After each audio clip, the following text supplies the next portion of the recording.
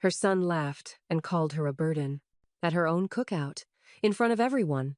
Miriam Chase, retired principal and mother of two, didn't argue. She just served dessert, and the letter disinheriting him forever. By nightfall, his name vanished from her estate, her accounts, and her future.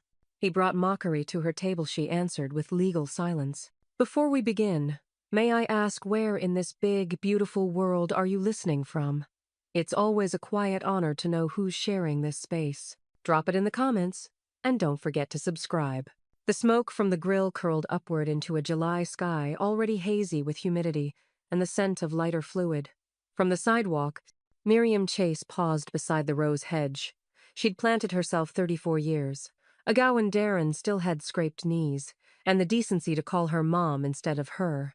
The laughter spilling over the backyard fence didn't falter when she opened the side gate. No one looked up. The yard was staged for a scene she hadn't been invited to, but was clearly meant to witnessables draped in red-checkered cloths, folding chairs forming an uneven semicircle around the grill. Darren was stationed behind it, beer in hand, apron on. Lisa stood by the side table, arranging store-bought buns as if they were precious cargo. The music playing was too loud, too polished clearly from Emma's playlist, though Emma herself sat stiffly near the edge, thumbing her phone with the intensity of someone trying to disappear. Miriam stepped through the grass in low, deliberate strides. No walker, no limp, just steady resolve. Lisa saw her first. "Oh," she said, as if startled by her existence. "You made it." Miriam gave a tight-lipped smile and said nothing. Lisa grabbed a plate from the stack behind Hera, thin, floral-printed paper plate that bent under its own weight, and handed it over with no utensils. "There you go," she said brightly. "Let me know if you need help cutting." Before Miriam could respond, Darren called out from behind the grill, "Don't serve Herschel, just Drool again." The laughter that followed wasn't uproarious, but it was real sharp-edged and high-pitched, the kind of laughter people use when they know they're being cruel and hope the noise will hide it. Miriam didn't flinch. She didn't look at Darren, didn't throw the plate back or storm away. She simply held the empty paper dish in her hand like an artifact from a culture she no longer recognized. Emma was the first to move. She stood abruptly, knocking over a solo cup, and disappeared into the house. A few seconds later, she returned with a real plata ceramic, white with a navy romande, a set of silverware wrapped in a cloth napkin. "Here," she said quietly, placing it into Miriam's hands like something sacred. Miriam met her granddaughter's eyes. There it was, that flicker, the one that had survived the bloodline. "Thank you," Miriam said, and her voice, though soft, sliced the air clean.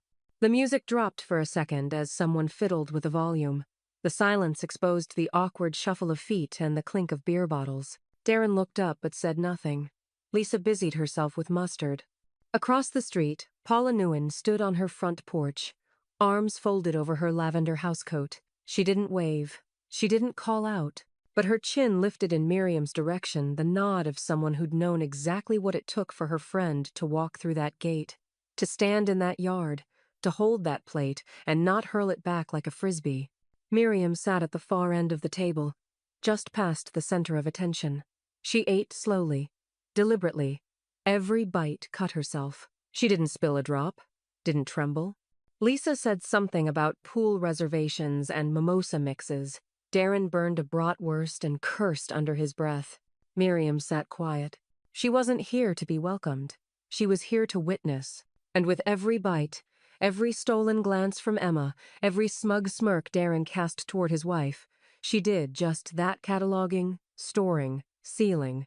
At the bottom of her plate, under the last slice of grilled zucchini, was a tiny tear in the paperone that would have buckled had she accepted their mockery. But she hadn't. And as she stood up to leave without dessert, without fushy locked eyes with Paula one more time, Paula raised her mug in salute. Miriam stepped through the gate and didn't look back, the ceramic plate still warm in her hands. And in her pocket, the folded corner of her estate binder claws 7-circled, bold and ready. The sun had dipped low by the time Miriam returned to the house through the side door, her empty ceramic plate rinsed and set gently in the drying rack. She wasn't sure what she was looking for, maybe her purse, maybe her keys, maybe just a reason to linger a minute longer in the home she still legally owned but no longer emotionally recognized. The kitchen smelled like sweet relish and overcooked bratwurst. She moved quietly past the fridge, where someone had stuck a note reading, "Don't forget veggie burgers for Aunt Miriam." The ink was smudged. No one had remembered. She was about to open the hallway closet when the voices reached her. Low, close, and careless. From the breakfast nook, just around the corner open floor plan, poor acoustics, no idea they had an audience. "She's basically furniture now," Lisa muttered, laughing softly. "Shows up, sits down, zones out. We should just wheel her in like a centerpiece next time." Darren's voice followed, lazy and smug. "3 more years and everything's ours anyway. Just let her wander. Makes the rest easier." A bottle opened. The clink of ice in a glass. Miriam didn't move. Not at first. She simply stood there, one hand still resting on the pantry door, her breathing so slow it could have passed for stillness. The kitchen clock ticked 4 more seconds before she turned and walked out the back door like she hadn't heard a thing. She didn't slam it. That would have given them credit for mattering. Back home, the familiar click of her laptop booting up filled the silence. She poured herself a cup of Decaphone teaspoon of honey, no milk, and carried it to the kitchen table. She didn't sit until the login screen blinked awake. Passwords. She changed them all. Banking, medical, utilities, 2-factor authentication added to everything with a drop-down. The Chase family folder got a new label. Private eyes only. By the time she logged into her estate dashboard, her fingers moved faster than they had in months. Next, Cynthia. She didn't call. She didn't need to. Just sent a brief clinical message through the encrypted portal they used for legal changes. Need digital lockdown protocol, full encryption, trust files to Cloud Vault only. They've started whispering again. M. Cynthia responded 6 minutes later with a thumbs-up emoji and a line of code to install. Activate the firewall. Sleep well. Miriam smiled. Not because it was over, because it had begun. At 8:43 p.m., Paula arrived without knocking, carrying a foil-covered pan and wearing her trademark cherry-red garden clogs. "I brought lemon bars," she said, setting them on the counter. "For courage." "You always bring courage with powdered sugar on top," Miriam replied, peeling back the foil. "I bring what's needed," Paula said, "and I stay until the lights go off, so don't argue." They ate in the Deno television, just the soft creak of the house settling around them. Paula didn't ask what was said. She didn't have to. Miriam's face told the whole transcript. When the clock struck 10, Paula stood and kissed the top of Miriam's head. "I'll be across the street.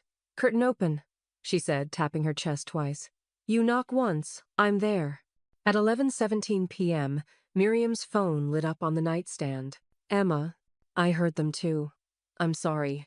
Miriam stared at the screen for a long moment, then tapped out a reply. She deleted it, then tried again. Deleted that too. In the end, she sent only one sentence. "You noticing is enough for tonight." The phone buzzed again, just a heart emoji in return. Miriam placed the phone screen down, reached for her estate binder, and flipped it open under the lamplight. Clause 7 still circled. She picked up her pen and underlined another line this time. "In cases of dignity breach, irreversible redistribution may be initiated at the grantor's sole discretion." She capped the pen, closed the binder, and whispered into the quiet room. "They think I'm furniture." The clock ticked once. Let's show them what kind of chair I really am. The clinic still smelled like rubbing alcohol and overripe magazines. Miriam sat upright in the gray-cushioned chair, legs crossed, hands folded calmly in her lap. Across from her, Dr. Levasquea, precise woman in tortoiseshell glasses, clicked her pen closed and set it gently on the clipboard. No residual cognitive impairment, no speech irregularities, and frankly, she said with a raised brow, "You're more articulate than most of my interns." Miriam smiled, but only slightly. "I'm not here for ego."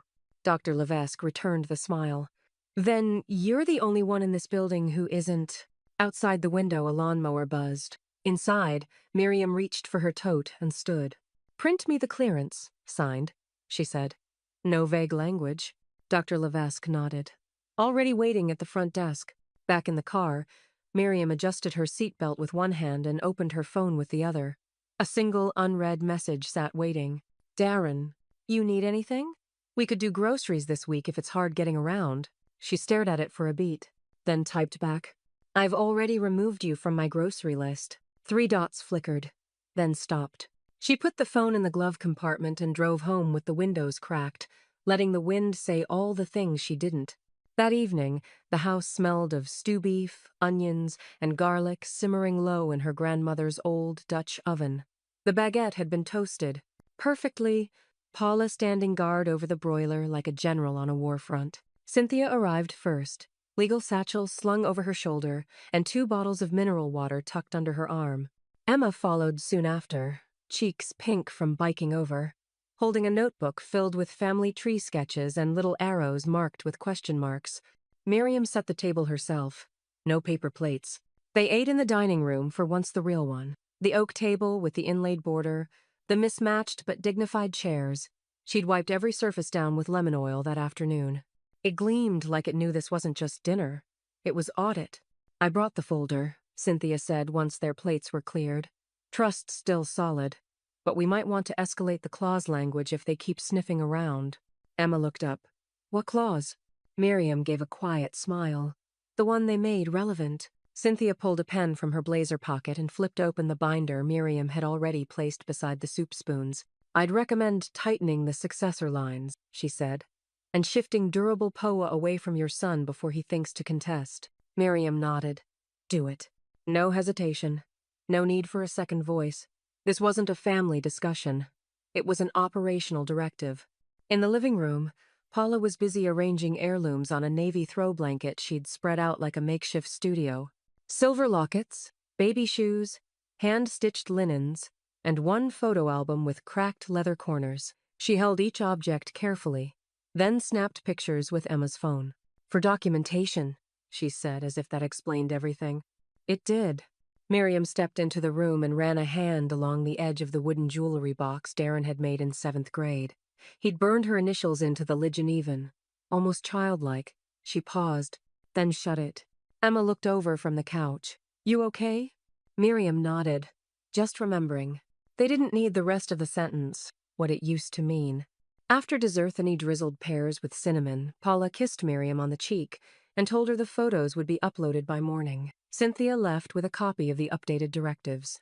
Emma stayed behind, curled in a blanket by the fire, sketching something on a blank page. Miriam sat in her chair and watched the flames move. In the silence, she opened her phone again. The text still sat there. Darren's attempt to pivot. She clicked archive. Not deleted. Not forgotten. Just stored. Like evidence. Outside, the motion light clicked on. A car drove slowly past the hedge line. Emma looked up. Miriam didn't. Instead, she whispered aloud, as much to herself as to the room. "They mocked the way I sounded." She turned to look at her granddaughter. Her voice, when it came next, was precise, steady. "Now let's see how they respond to what I'm writing." The house was still. That brand of still that only follows certainty, the kind that settles into corners once a line has been drawn in silence and backed by documents. Miriam sat in her study, the glow of the desk lamp casting a warm circle over the oak surface. Her tea had gone cold. She didn't notice. Emma sat on the carpet beside her, cross-legged, her phone tilted toward the desk screen as the video played. The footage wasn't shaky. Emma had filmed it deliberately, as if her instincts had clocked something before her heart did. Miriam watched without blinking. Lisa handing her the paper plate. Darren's voice, cutting and sharp. "Don't serve Herschel, just Drool again." The laugh. Lisa's too wide grin. The sound of ice clinking in someone's glass. Miriam paused the frame. Her own neutral, maybe even unreadable. But the hands told the truth. Holding that plate like it weighed 100 pounds. Like it said everything. Emma shifted, clearly uncomfortable. "I didn't want to record it," she whispered. "But I knew they'd pretend it didn't happen." "You were right to," Miriam said, voice steady. "Play the next one." They went through 3 more clips background conversations. Clinking silverware. A flash of Lisa whispering something with a smirk. The audio wasn't clear, but the body language was undeniable. When it ended, Miriam unplugged the USB and inserted it into her laptop. She clicked, dragged, renamed. Drool. This. MP4. Then she opened her encrypted vault, created a new folder titled Disrespect Documentation, and uploaded it in full. No edits, no filters, no disclaimers. Across town, Cynthia's phone buzzed with a single-line message. Prepare the clause. Use the footage.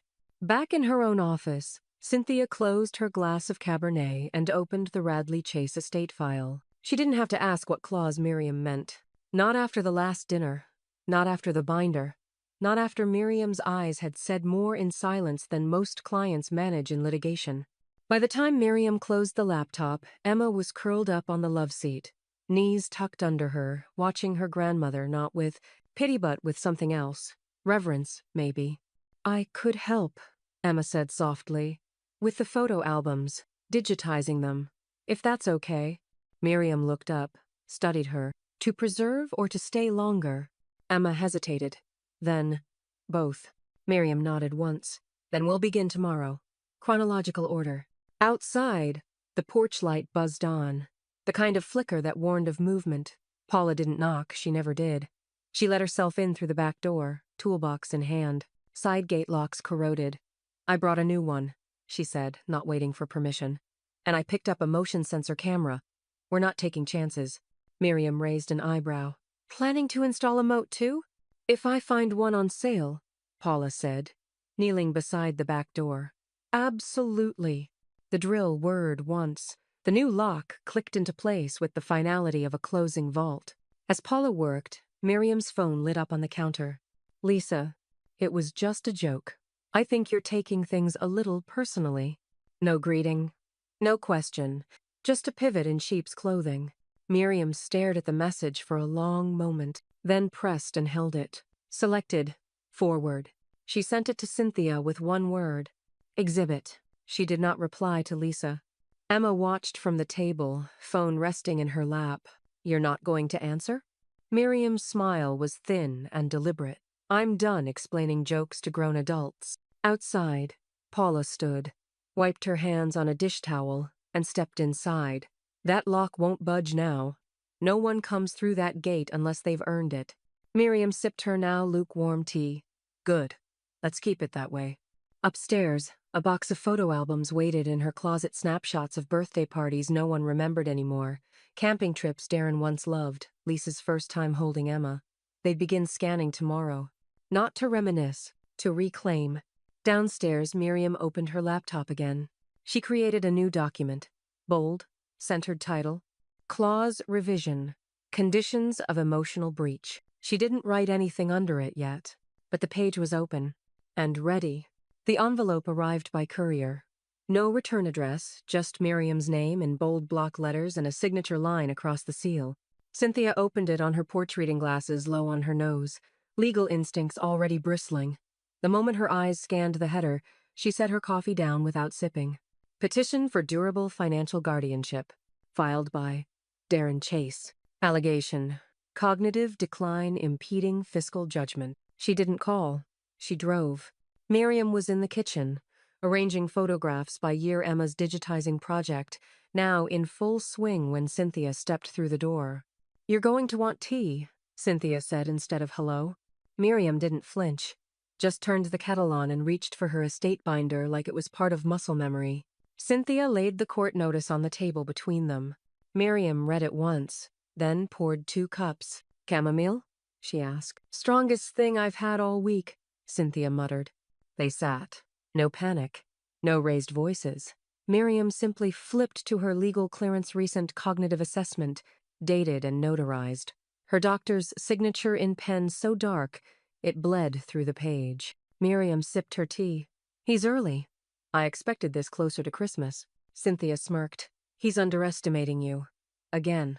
That Friday, the hearing convened in a modest courtroom with faded sealant on the flagpole, and a judge who looked like she'd seen every kind of family betrayal a dozen times over.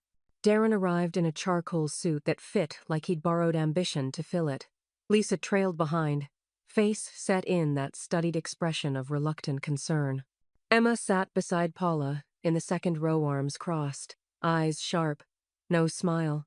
The judge called the room to order. Darren stood, cleared his throat, and delivered his statement with forced humility. My mother has had trouble managing daily tasks. She often forgets names, repeats herself, and seems confused. We've noticed bills stacking up and questionable digital activity. We're only trying to help. Before she does something irreversible.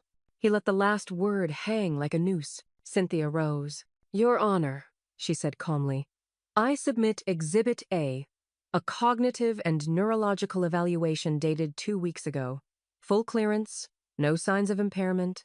She handed the folder to the bailiff without ceremony. The judge flipped through it, nodded once. Cynthia continued. Exhibit B. Communication records between Mr. Chase and several third-party financial advisors. My client never authorized these discussions. They appear to be preemptive asset inquiries. Darren shifted. And Exhibit C, Cynthia added, voice tightening just slightly, is a sworn affidavit from Miss Paula Nguyen, longtime neighbor and former licensed nurse, documenting multiple verbal incidents that could reasonably be considered abusive. Paula stood, head high. He called her a burden. On more than one occasion, said she. Should be grateful anyone still remembered she was alive. Gasps stirred. Not from the courtroom, just Emma. Her hand gripped the wooden bench. Lisa tried to whisper something to Darren. He shook his head, jaw clenched. The judge tapped her pen. Mr. Chase, she said, I see no grounds here for the guardianship request. In fact, what I do see raises concerns about your motives. Darren's eyes flared. This is just a misunderstanding. The judge didn't blink. Then it's a very thorough one. We'll reconvene in 30 days, pending additional review. Until then, all accounts remain under Miss Chase's exclusive control. Gavel, tap, adjourned. Outside the courthouse, the air smelled of exhaust and late summer heat. Cynthia slipped her sunglasses on as Darren stormed off without looking back. Lisa hesitated near the steps, waiting perhaps for someone to absolve her. No one did. Inside the car, Miriam sat still for a moment before closing her binder. Emma broke the silence. They really thought you wouldn't fight. Miriam looked at her. No, she said. They thought I couldn't. Behind her sunglasses, Cynthia cracked a grin. They won't make that mistake again. But inside her bag sat a list, and at the top of it, in ink so dark it stained the next page, were 2 underlined names, and a clause still waiting to be signed. The knock came mid-morning, timed to feel casual, but with an urgency that gave away its purpose. Miriam peeked through the front window. Lisa stood on the porch in a lemon-yellow blouse, her expression manufactured with surgical precision. Lips pursed, eyes glassy, shoulders drawn just enough to appear breakable. She held a bouquet of peonies, white ones. Miriam opened the door halfway, letting the silence speak first. Hi, Lisa said. Her voice trembled like she'd practiced it. I thought maybe we could talk. Miriam tilted her head. I don't recall asking for flowers. They're not flowers, Lisa rushed. They're peace. Darren's just been overwhelmed. The hearing rattled him. It rattled all of us. Miriam stepped aside. Not an invitation, a test. Lisa entered like someone tiptoeing into a chapel they hadn't believed in for years. The living room was spotless fresh tulips in a crystal vase, binder closed neatly on the coffee table, and Emma curled into the corner of the couch, legs crossed, notebook open on her lap. She didn't say hello. Lisa placed the bouquet down and sat slowly on the edge of the armchair like it might reject her. I know things have gotten tense, she began. But we're still family, Miriam. We all say dumb things, especially when emotions run high. But blood is blood. Miriam crossed to the television, picked up the remote, and turned on the screen. The image was already cued. A clip from the cookout. Lisa laughing. The unmistakable sound of Darren's voice. Don't serve Herschel, just drool again. Lisa's face drained of color. Miriam pressed pause. The screen froze on Lisa, mid-laugh, eyes narrowed. Head tilted. Miriam turned. Remind me, which part of this was emotional, or dumb, or familial? Lisa opened her mouth, closed it, tried again. It was a joke. You know how Darren gets. No, Miriam said flatly, but I know how I got. She walked to the shelf, pulled down the trust binder, and opened it beside the bouquet Lisa had brought. From the hallway, Paula stepped in, arms crossed. Lisa blinked at her presence. You're still here? Paula didn't answer. She just leaned her shoulder into the doorway like a bouncer at a velvet rope. Cynthia's email had arrived 15 minutes earlier, new trust language, fully executed. Miriam tapped the printed copy with one finger. Emergency authority has been reassigned, she said. Effective immediately. Paula is the only other person with access to the estate or its assets. Lisa blinked fast. Wait, what?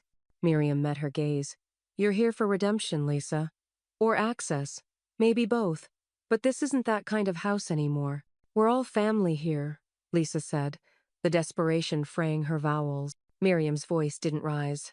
Not anymore. On the couch, Emma turned a page in her notebook.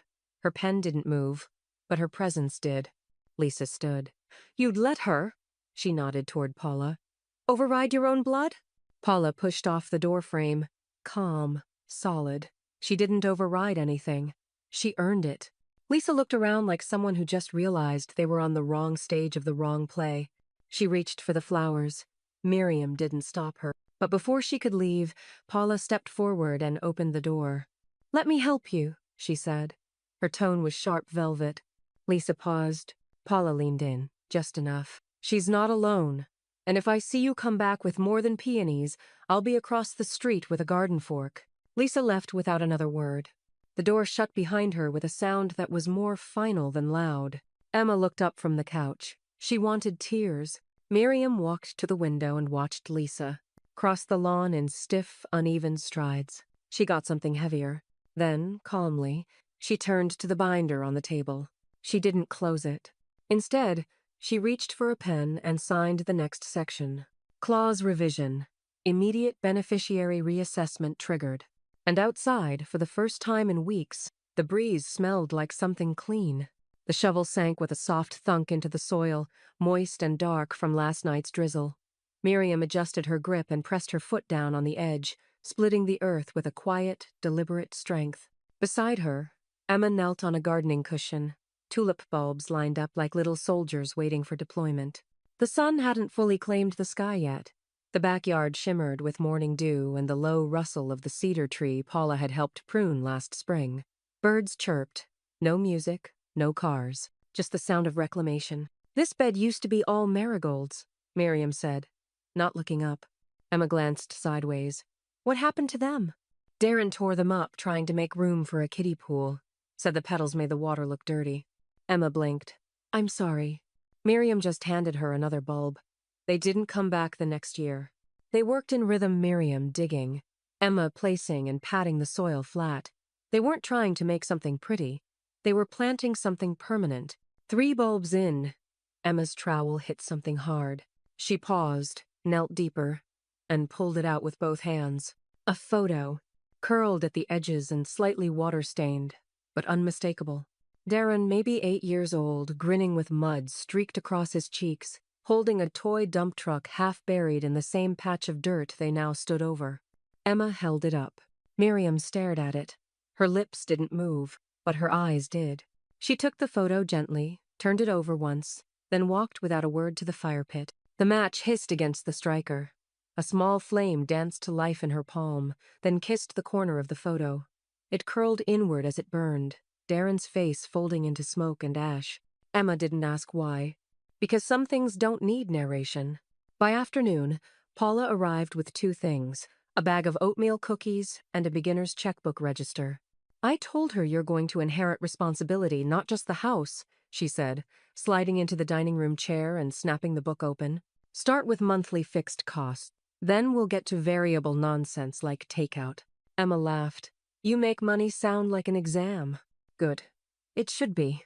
They worked at the table while Miriam filled out a single, significant form that Cynthia had couriered over that morning.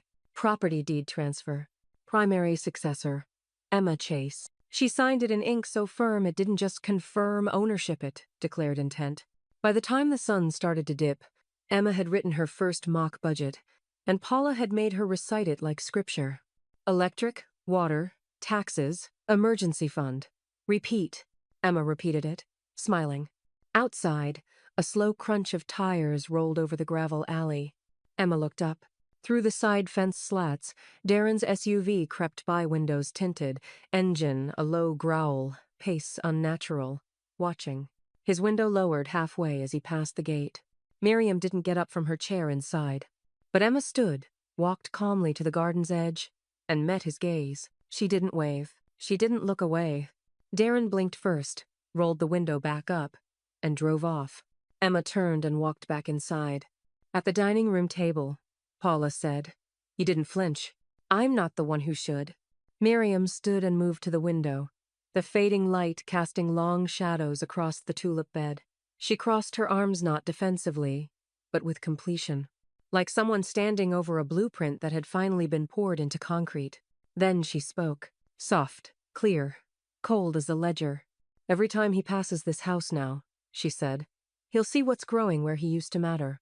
Emma reached for the cookie tin, eyes still on the garden. "And he'll know he can't dig it up this time." From the kitchen, the oven timer dinged, but nobody moved. Because some legacies don't bake, they bloom. The knock came at 9:06 a.m., sharp and expectant. Miriam didn't rush to answer. She took one last sip of her tea, adjusted the crease in her blouse, and waited 3 more seconds before opening the door. Darren stood with a forced smile and 2 flattened cardboard boxes tucked under one arm. Lisa hovered behind him, arms full of bubble wrap and that brittle expression she wore like perfume pleasant from afar, acrid up close. "We thought we'd help you downsize," Darren said, stepping forward like someone expecting gratitude for the intrusion. Miriam held the door open with one hand and gestured toward the parlor. "Already done, but take a seat," Darren faltered. "Oh, really?" Lisa's smile twitched. "We figured there might be things you'd need help sorting through. Paperwork, antiques, storage stuff." Miriam moved ahead without answering, her steps steady across the hardwood. In the center of the parlor sat a small round table. On it, a single manila folder closed, pristine and waiting. They sat Darren on the edge of the settee like it might bite, Lisa on the ottoman with her legs crossed tightly at the ankle. The boxes remained by the door, untouched. Miriam sat across from them and slid the folder forward. "Estate changes," she said, voice smooth and unhurried. "Please review." Lisa reached for it first. Darren leaned over to see. The silence that followed was jagged. Lisa flipped past the cover page. Her jaw stiffened. Darren's forehead creased. "This isn't," Lisa began. "It's notarized," Miriam said. "Executed and filed." Darren's voice rose just a half step. "You removed us?" Miriam didn't blink. "I restructured. Beneficiaries, trustees, access privileges. You're neither essential nor eligible." Lisa looked up, face flushing. "We were just trying to help." "With cardboard?" Emma appeared then barefoot in the hallway, arms folded. She leaned against the doorframe, saying nothing. Lisa saw her and turned desperate. "Emma, honey, we thought your grandmother might need some guidance." Emma's eyes didn't move. "She's the one guiding." Lisa's smile broke. "You don't understand how complicated this is." "Actually," Emma said, "I understand more than you think." Behind the curtain near the side window, Paula stood with her phone raised recording. No flash, no sound, just quiet preservation. Darren stood abruptly. "You can't just erase us." "You're not being erased," Miriam replied. "You're being accurately recorded." Lisa's voice cracked. "This isn't how family works." "This is exactly how legacy works," Miriam said. "It's not a gift, it's a decision." She reached for the folder again, flipped to the final page, and tapped a single line with her index finger. "All previous designations are revoked as of filing date. No successor status shall apply to Darren or Lisa Chase in perpetuity." Lisa looked physically ill. Darren opened his mouth, then closed it again. His usual arrogance was there, but misfiring like a weapon without bullets. Miriam stood. "Leave the boxes. You'll need them." Neither moved. Emma stepped forward. "I'll show you out." Paula stepped from behind the curtain, still recording. Lisa stared at her. "You were hiding?" "I was documenting," Paula said coolly. "There's a difference." They left wordlessly, boxes in hand, silence heavier than any dialogue they could have thrown back. At the edge of the porch, Darren turned around once. "You think you've won something?" Miriam stepped forward just far enough to be seen behind the screen door. "I didn't win," she said. "I remembered." And then, as Darren and Lisa stepped into their car and pulled away, Emma reached into her pocket and handed Miriam the spare key. Miriam took it, then walked to the parlor table and dropped it into the envelope marked obsolete. On the floor by the front door, one sheet of bubble wrap had slipped from Lisa's bundle. Emma bent down, picked it up, and popped each bubble slowly, deliberately. Behind her, Miriam opened a drawer and pulled out a new envelope. On the label, "Final declarations, execution pending." She didn't seal it yet, but her thumb rested on the flap, and her pen was already uncapped. The knock was quiet, measured, almost shy. Miriam glanced at the clock. 10:52 p.m. She opened the door without asking who it was. Emma stood on the porch in a hoodie too thin for the weather, a duffel bag slung across her shoulder and exhaustion threaded through her expression like seams barely holding. "I can't watch them treat you like this anymore," she said. "I won't." Miriam stepped back without a word. The porch light buzzed softly overhead as Emma crossed the threshold. In the kitchen, Miriam turned on the stove, filled the kettle. She didn't ask questions. She simply set a second cup on the breakfast table and opened the cupboard where the good mugs lived. Emma sat, the duffel bag thumping softly to the floor beside her. "Did they see you leave?" Miriam asked. "I told them I was going to Jen's for the weekend." She hesitated. "I might just not go back." Miriam poured 2 cups of chamomile and slid one across the table. "Then you'll need drawer space and a schedule." A pause. Then a smile passed between theme and earned, not inherited. By morning, Cynthia had already replied. "Initiating full legal transfer of estate responsibility. Drafting power of attorney. Beneficiary file updated with today's date. Need your signature and a witness. I'll be by tonight." Paula arrived around noon, arms full of linens and a mischievous glint in her eye. "Brought the soft sheets," she said. "And I put fresh batteries in the flashlight in the guest room drawer just in case. Looks like you've got a new roommate." Emma helped fold the fitted sheet, the corners slipping like secrets they were finally letting go. Later, Miriam showed her how to enter the household ledger, fixed costs, charitable disbursements, maintenance contracts. She taught her which drawer held the important keys and which one held the less important ones. Though you'll learn fast, they're often the same. Meanwhile, Lisa's texts pinged one after another on Emma's phone. "Emma. Mom. You okay? Mom. Where are you? Mom. Did she put you up to this? Mom. Please come home. This is ridiculous. Mom. You don't understand what she's doing." Emma stared at the screen for a long time, then held down the thread. Block. Done. Cynthia arrived just before sunset, legal folder in hand, sleeves rolled, eyes focused. The documents were printed on thick paper. No smudging, no ambiguity. "Read every word," she said to Emma. "But just know this isn't temporary. You're not just living here. You're entrusted." Emma read slowly, then signed. Miriam watched her hand move across the page. "Executor," she said softly. "Not just of assets, of legacy." Emma looked up. "I won't disappoint you. You haven't yet." Cynthia stamped the file, tucked it back into her satchel, and poured herself half a cup of tea. The house felt heavier, somehow settled, but not stagnant. At 9:04 p.m., Emma opened her laptop and posted a single photo.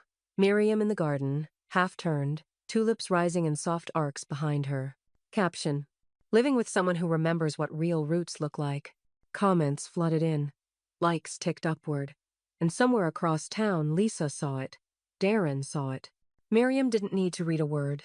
That night, as Emma turned off her bedside lamp and curled beneath the soft linens Paula had brought, Miriam placed the final signed document into her vault folder. She shut the drawer, locked it, and then sat on the edge of her bed, hands folded in her lap.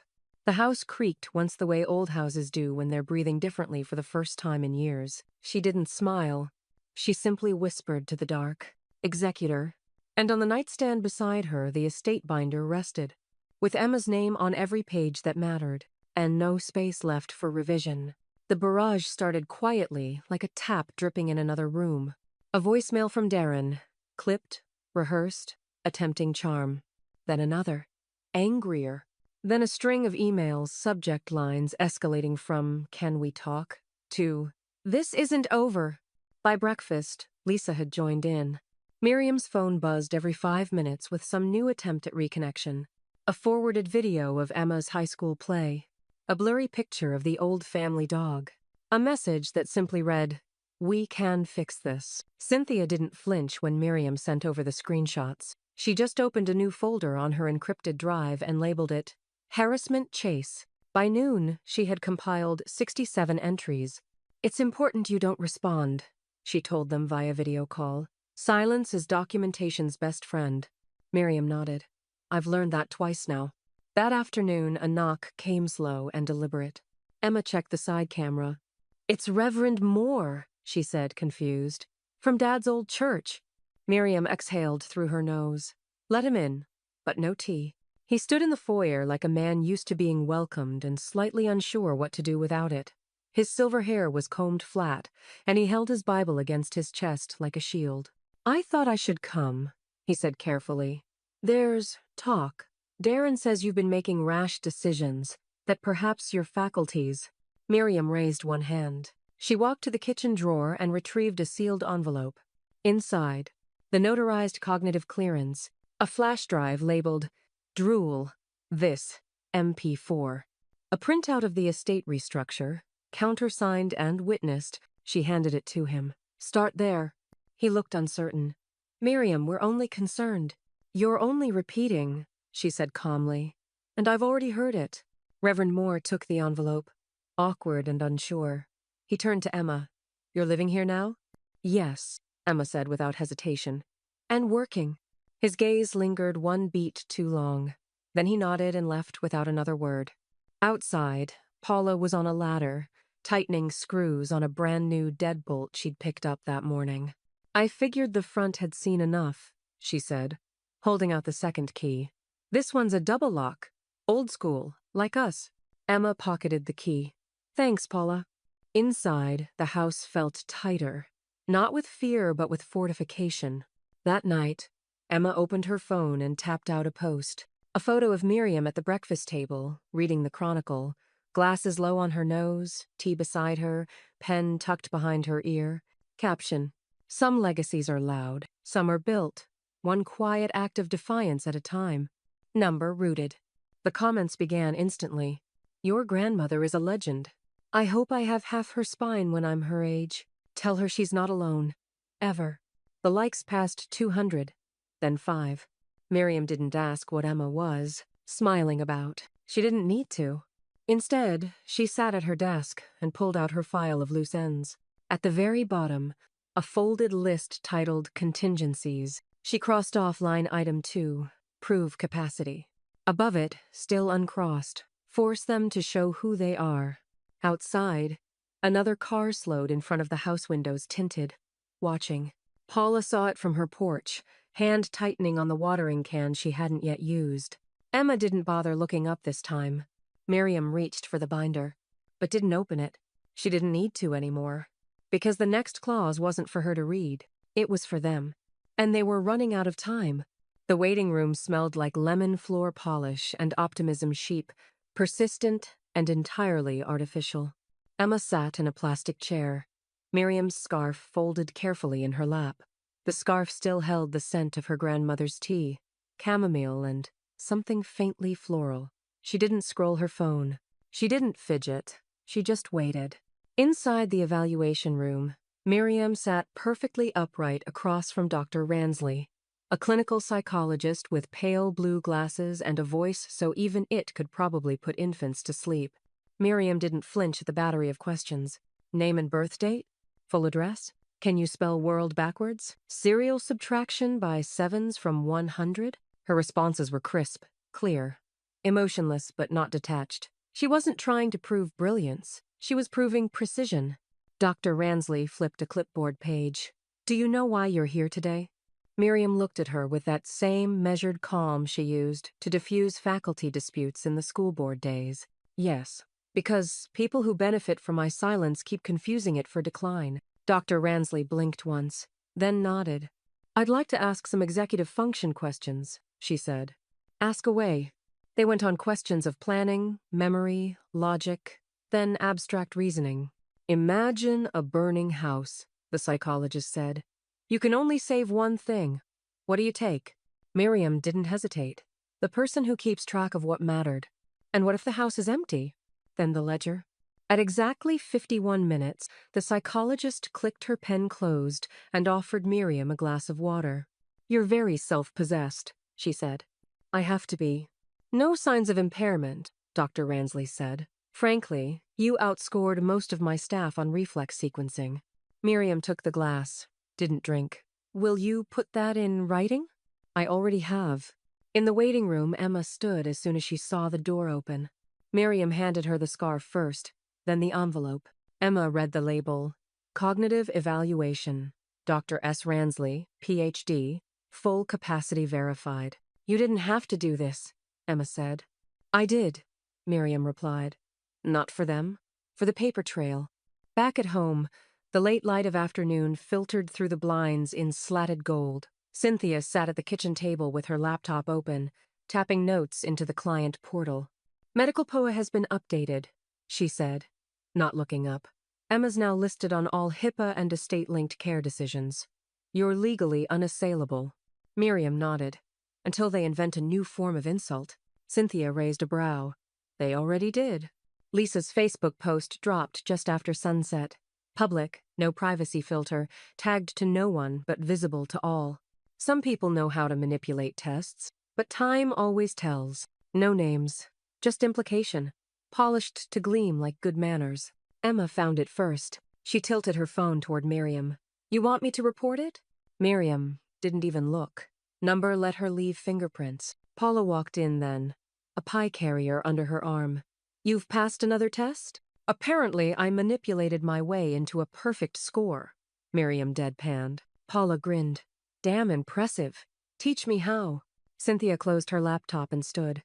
"Just keep breathing and not being a sociopath. That seems to be the trick." The house filled with the scent of cinnamon and warm butter. Outside, cicadas chirped. Emma opened her laptop and began uploading scanned documents into the encrypted cloud folder.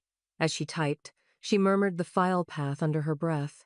Assets, POA, Guardian Proof, Evaluation Final, Party F. She paused, then smiled. "Sorted," she said.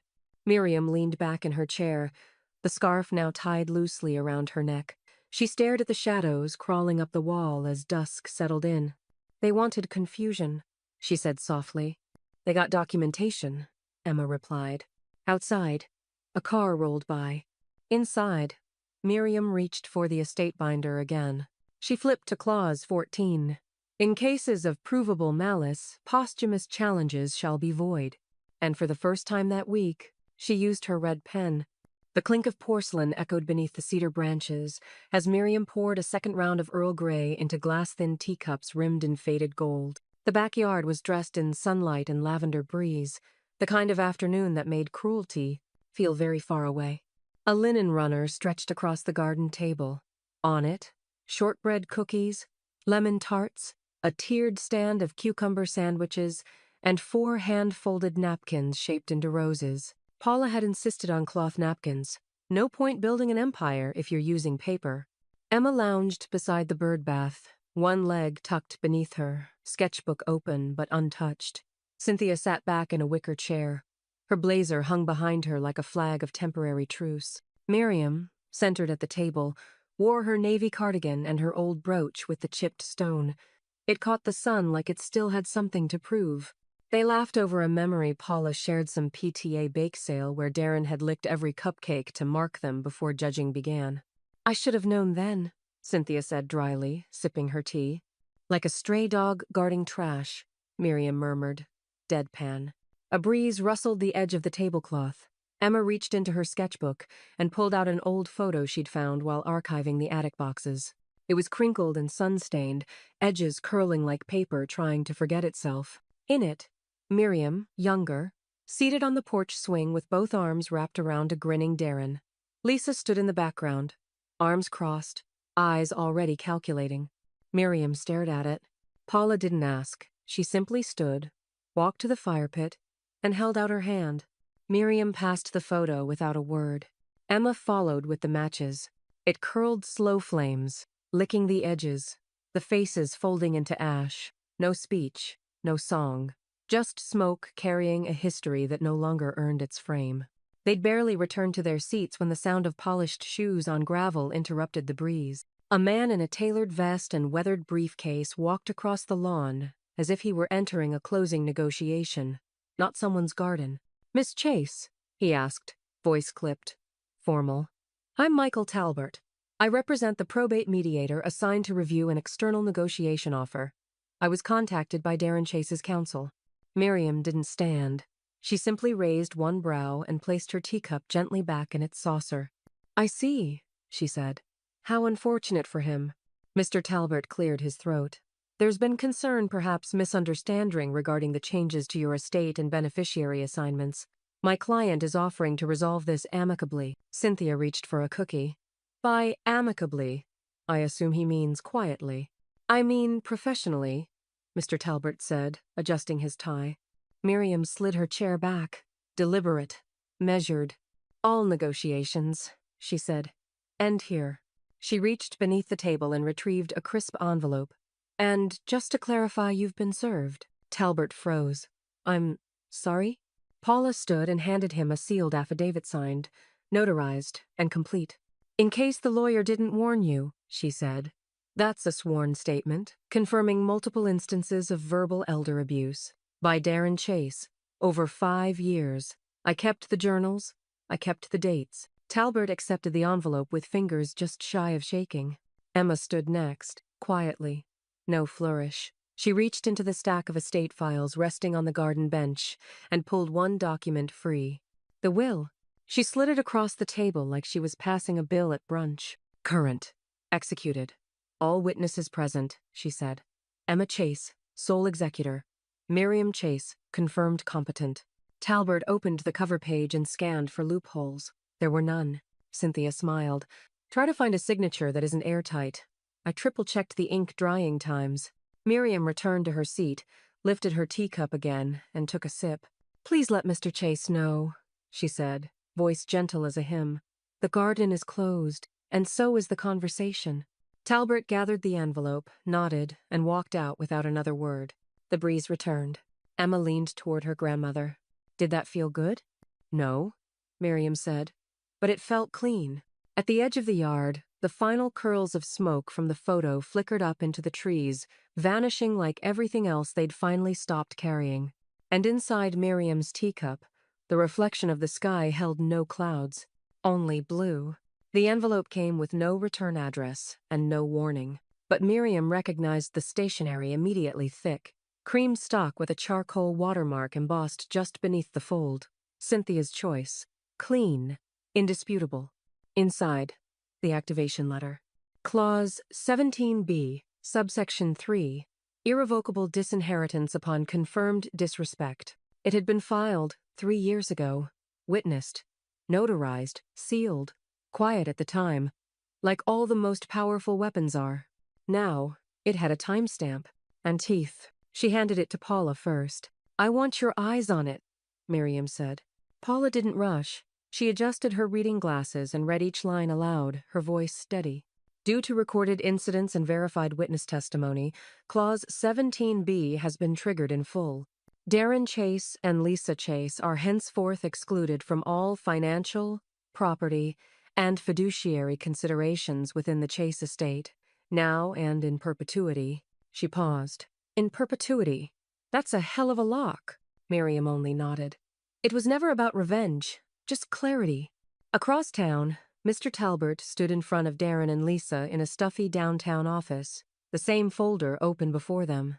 "You can't be serious," Darren hissed. "She can't do this." "She already did," Talbert replied flatly. "And let me be clear, if you attempt to contest this, you expose yourself to breach penalties." Her clause was filed under protected testator privilege. Any challenge now would be interpreted as retaliatory harassment. "You'd owe damages." Lisa's voice cracked. "We're her family." Talbert shut the folder. "You were." Back at Miriam's, Emma leaned against the kitchen counter as Cynthia entered, holding another set of documents, these warmer in tone, but just as final. "She asked me to draft it months ago," Cynthia said. "We just never knew when the day would come." Emma took the top page and read aloud. 30% of the Chase estate shall be donated to the Pacific Northwest Speech and Dignity Fund, providing scholarships for individuals recovering from neurological speech trauma. She remembered what they mocked, Emma whispered. She remembered everything, Cynthia said. The remaining estate had been divided cleanly, 65% to Emma, 5% into a protected trust for Emma's future children, 0% to Darren or Lisa. There were no mistakes, no legal soft spots, no room for re-entry. Paula poured 2 cups of coffee and passed one to Miriam without asking. You didn't just close the door, she said. You rebuilt the house, and you barred them from the blueprint. Outside, the tulips swayed under a soft breeze, unaware or maybe entirely aware of the finality now blooming in the soil beneath them. At 4:06 p.m., the legal server arrived. He knocked twice, then delivered a final packet to a beige townhome on Clarendon Street. Darren opened the door in a faded hoodie, eyes bloodshot, jaw tight. The server held out the envelope. This is a formal inheritance exclusion. You are not to respond. You are to acknowledge receipt only. Darren refused to take it at first. Lisa stepped past him and took the papers herself, her hands shaking. When they opened the final page, bold text confirmed it. You are not welcome in her memory. You will not be present in her legacy. No signature required. Back at Miriam's, the 4 women sat at the dining table as golden hour spilled through the windows. Emma folded the finalized binder shut and slid it into the fireproof safe. I feel like we just buried something, she said. We did, Paula replied. And then we planted something on top. Miriam didn't speak. She simply reached for a pen and crossed one final line off her list. Line item number 4. Complete the rebuild. Only one line remained. And tomorrow, it would come with a celebration. Not for revenge, for survival. But tonight, they sat in silent CT, cooling, light fading, justice anchored. And the last clause, unbreakable, ready. The smoke curled upward from the grill, thick with mesquite and memory, as Paula flipped the marinated chicken thighs like a woman with dominion over fire. Her apron read, Boss of the Backyard, a gift from Miriam years ago, and today finally it fit. The yard was alive. Laughter arced between lawn chairs. Folding tables were draped in gingham cloths and stacked with bowls of pasta salad, deviled eggs, and Cynthia's just adult enough sangria. A Bluetooth speaker hummed Motown standards near the tulip bed, now standing tall like a new era in bloom.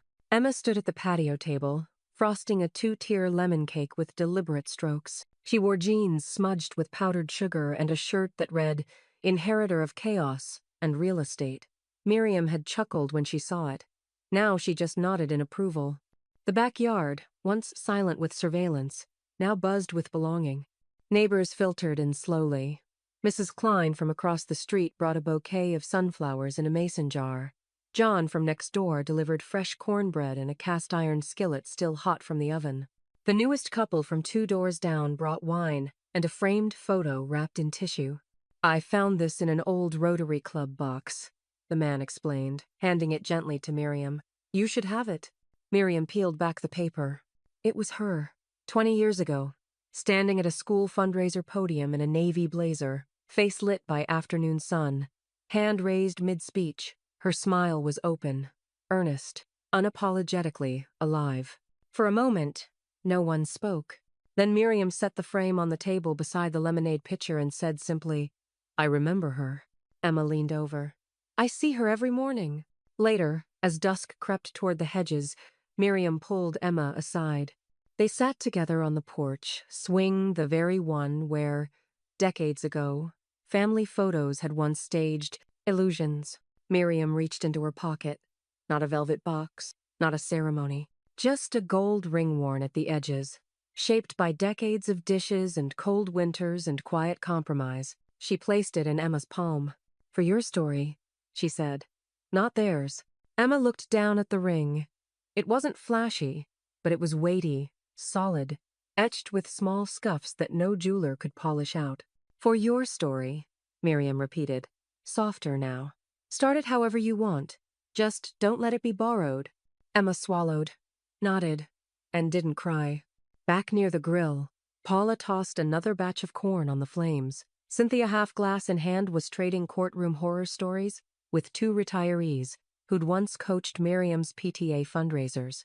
The air smelled like cedar smoke, garlic, and the kind of joy that doesn't need to be photographed. Then the engine sound, a low, crawling hum. The air shifted just slightly. Lisa's SUV rolled past the fence line. Slow, windows up, no music, no honk, just a lingering presence, coasting like a ghost over ground it used to claim. She didn't stop. She didn't wave. Inside the yard, no one acknowledged her. Not Paula. Not Cynthia. Not Miriam.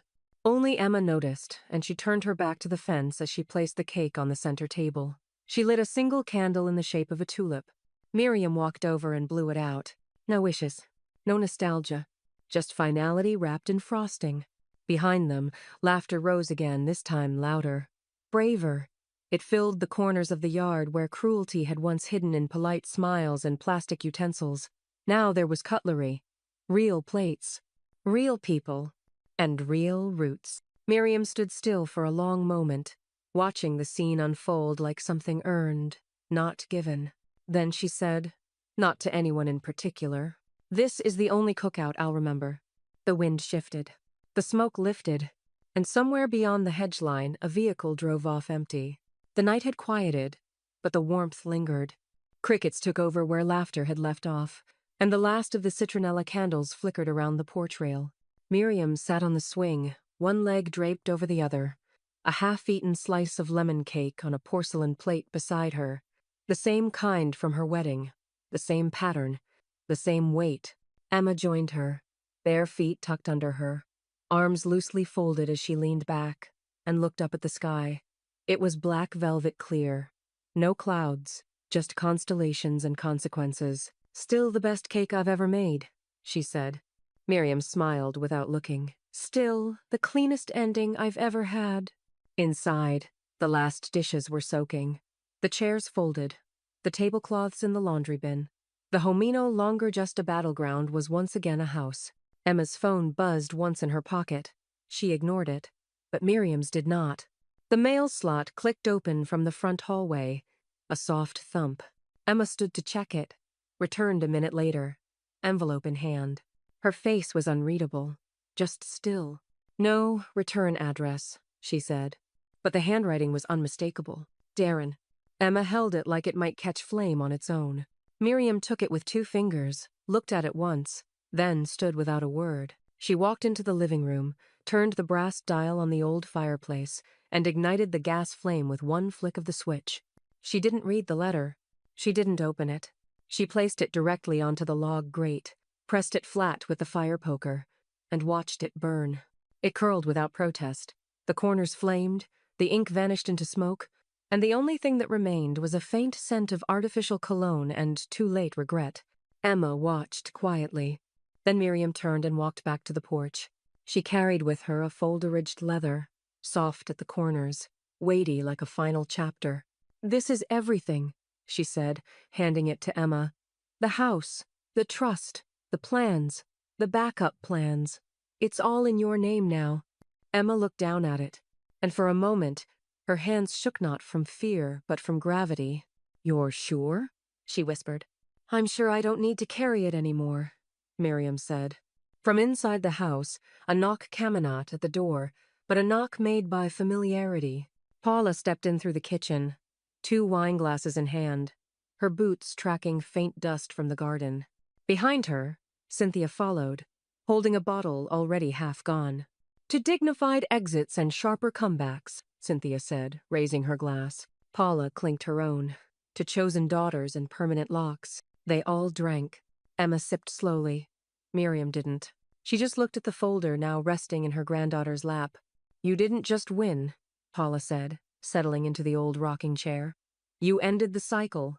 "No," Miriam replied, a rare glint in her eye. "I just refused to carry it forward."